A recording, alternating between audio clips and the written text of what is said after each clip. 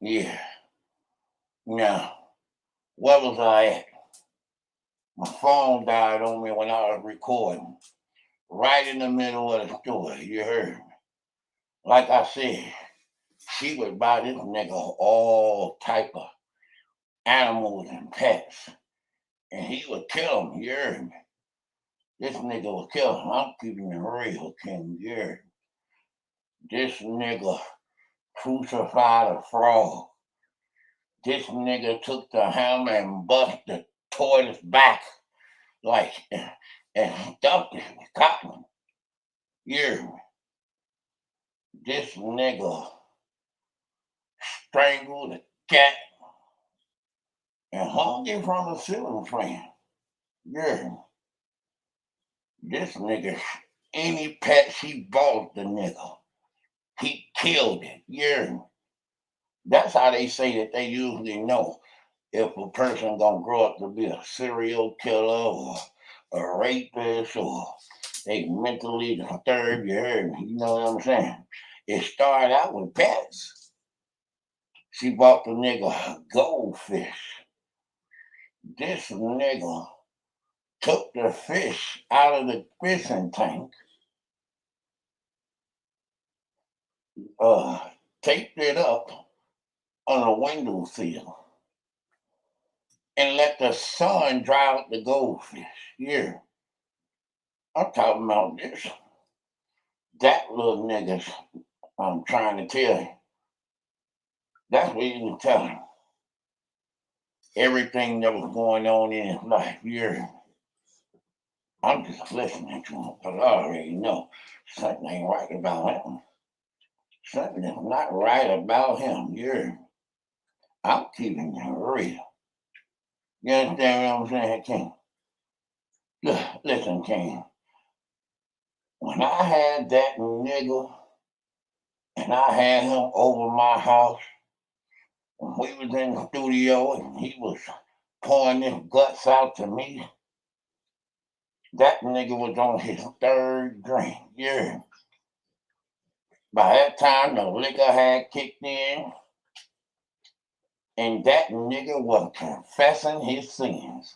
When that liquor kicked in, that nigga got to confessing his sins. Yeah. And I'm sitting there in the cut like, mm-hmm, I knew what was something about that nigga. And I was looking at nigga smack dead in the eye. Oh, while that nigga was talking. I wanted him to know. I wanted him to know that I was paying very close attention. And if he slipped up just one time, you know what I'm saying, King? Yeah, he slipped up one time, and I'm telling you, oh, he slipped up one time, I'm telling you. If he slipped up one time, I could bullseye that nigga here. You heard me again? You heard me? I'm gonna go right. Anyway, you heard me? So he began to tell me all the animals he didn't kill. And his mama ended up buying him a snake. This nigga tied the snake up in a knot. Like, tied the snake up like in a knot. He said he put 2 knots in the snake. One at the top and the other one at the bottom. How you tie a snake up in a knot? I still was tripping off that one. I can see how you can crucify a frog. I can see how you can snap a kitten's neck. I can see how you can leave a goldfish out to dry. But how the hell you tie a snake up in a knot? Like that gotta be some. I'm trying to tell you. It's in that dude. It's in that dude. And All while that nigga was on the couch, stretched out like he was in therapy, son. That nigga had his hand in his pants, like feeling on himself. Like the deeper he got into his story, the more aroused the nigga got. This bothered me. I'm keeping it real. This bothered me. I pulled out that 357 and set it on that desk. I wanted him to make sure that if he tried anything with me, they were gonna have to come pick that nigga up. You hear me, King? You know what I'm saying? If that nigga tried anything with me, they were gonna have to pick that nigga up. I'm trying to tell you what I'm talking about. I ain't lying. I'm keeping it real, okay? I'm keeping it real. I was ready for that nigga. Yeah. I was ready for that nigga to sit up and act up if he wanted to. I wanted him to make a mistake. The moment that nigga would have made a mistake, I'm trying to tell you, I was gonna light that nigga up. Yeah. Yeah. Yeah. Mm, mm, mm, mm. Man, I love my nana. Mm-hmm. I was gonna light that nigga up. Yeah. Mm, mm-hmm. Mm-hmm. Mm, mm, mm, mm, mm, mm, mm.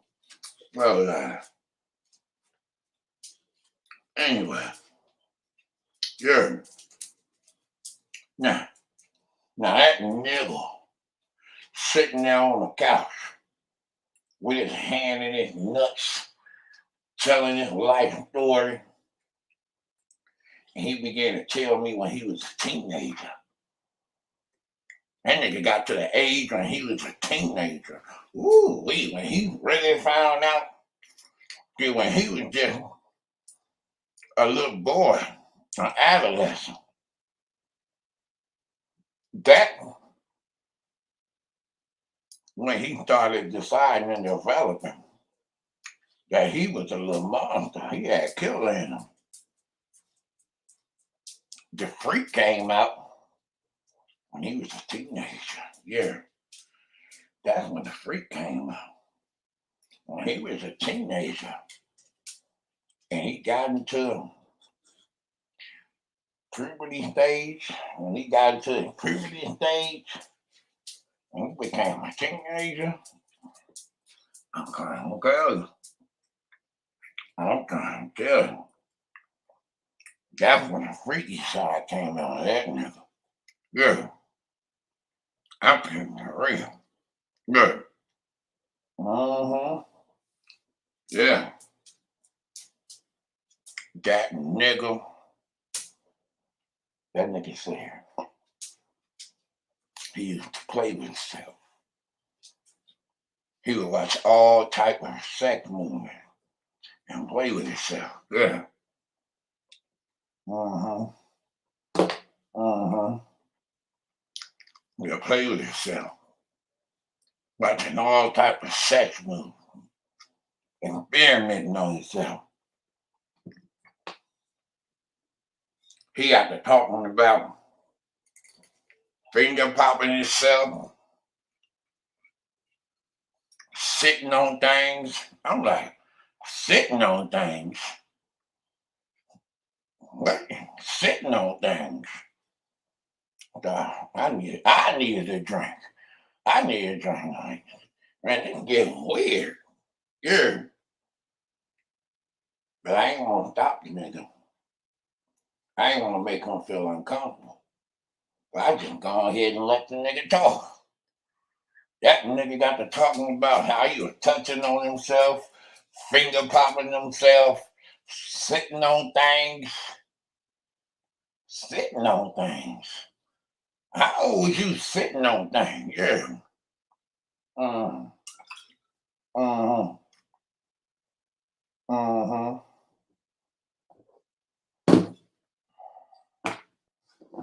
Mm-hmm.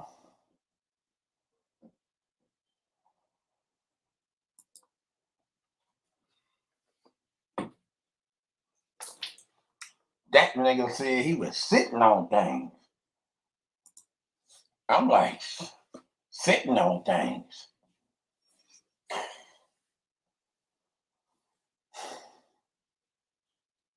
What do you mean sitting on things?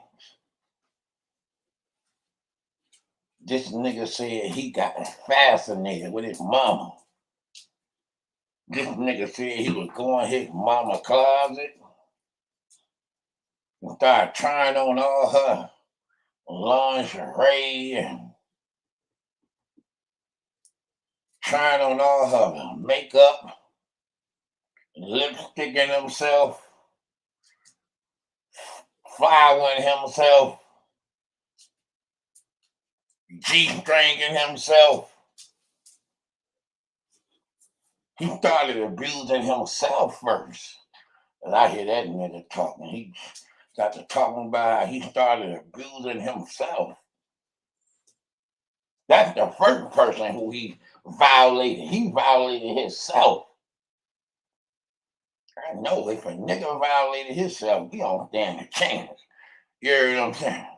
I'm telling you, if a nigga could sit on things, if a nigga could sit on things and violate himself, we don't stand a chance. Yeah, we don't stand a chance at all. I'm trying to tell you.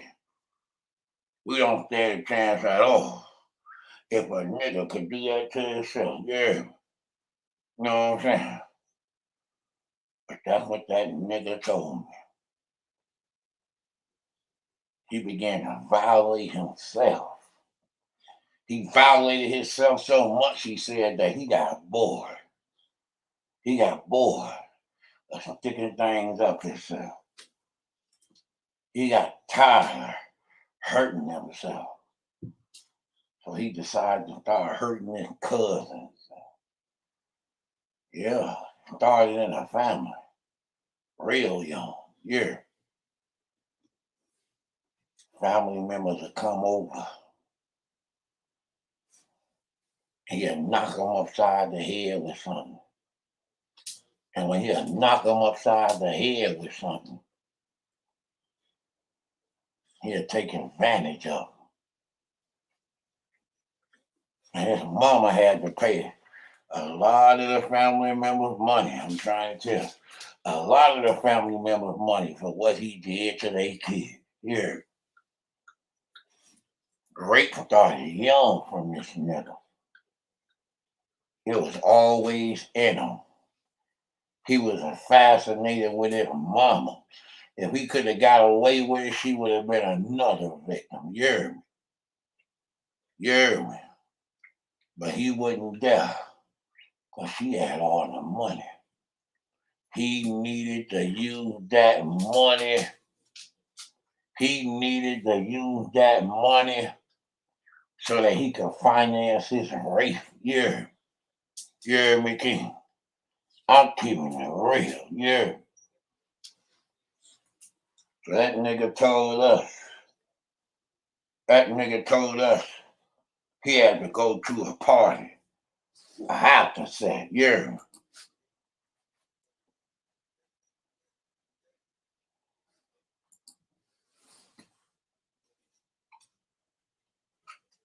That nigga went to the after party.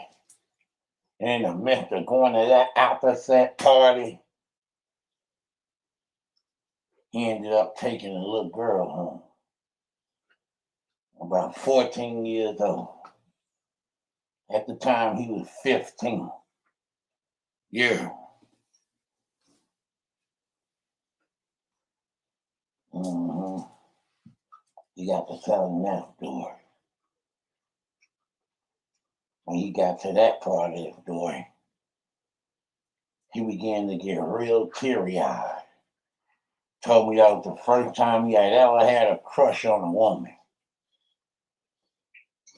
And how he took the girl back to his house. And he wanted to get freaky with her. And she didn't know because she was shy. She didn't want to be in a rush. So he tried to force himself on her. And she told him, like, no, like, I ain't ready for this. Yeah. That nigga got mad.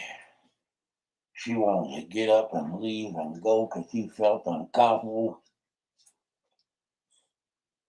And that nigga told me that was the first time he had ever hurt somebody to the point that he was scared. He was scared of what he would do to somebody.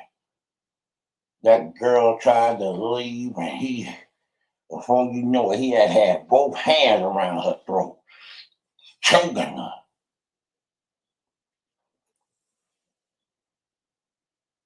She fought back, according to him, only for it to make him madder and madder and madder and madder. The more she fought, the madder he got.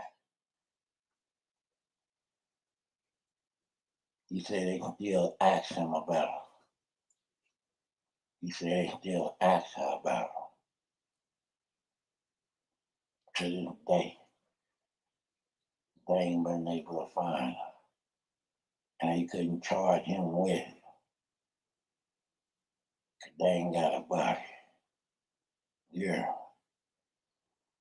This nigga sadistic. This nigga sadistic.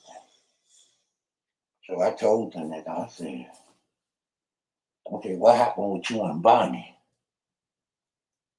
I saw that video with you and Bonnie. What happened in that video? When she was supposed to have been giving you an untold truth. And in the process of giving you an untold truth, you made it your business to violate that lady. Talk about that one. Now, this all leading up to the rapes. I'm going to tell you what that nigga told me about the Bonnie situation. All this stuff leading up to the rape, I'm going to tell you what that nigga told me about that Bonnie situation. Because it was different. It wasn't the way you would think, all right? I'm going to tell you. So as I asked that nigga what happened to that Bonnie situation, that nigga rose up off that chair and he turned and that nigga looked me in my eyes and that nigga said, hey, T2, let me tell you something, T2. I wasn't really after Bonnie. I wasn't really after Bonnie. That nigga said, I want her uncle.